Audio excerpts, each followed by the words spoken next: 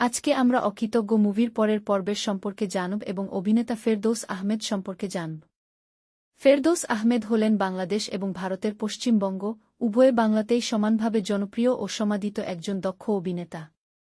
৯০-এর দশকের শেষভাগে বাসু চ্যাটার্জির হঠাৎ বৃষ্টি সিনেমার মাধ্যমে তার যে রাজকীয় অভিষেক ঘটেছিল তা রাতারাতি তাকে দুই বাংলার দর্শকের কাছে পৌঁছে দেয়।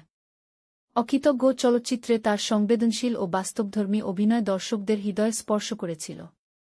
রোমান্টিক চরিত্র থেকে শুরু করে গভীর মনস্তাত্ত্বিক ও পারিবারিক ড্রামায় ফেরদৌস নিজেকে নিখুঁতভাবে মেলে ধরেছেন। তার সাবলীল সংলাপ প্রক্ষেপণ, চমৎকার ব্যক্তিত্ব এবং চরিত্র ফুটিয়ে তোলার নিজস্ব কৌশল তাকে বহু জাতীয় চলচ্চিত্র পুরস্কার এনে দিয়েছে। দুই বাংলার সাংস্কৃতিক মেলবন্ধনে তার অবদান চলচ্চিত্র ইতিহাসে অত্যন্ত গুরুত্বপূর্ণ।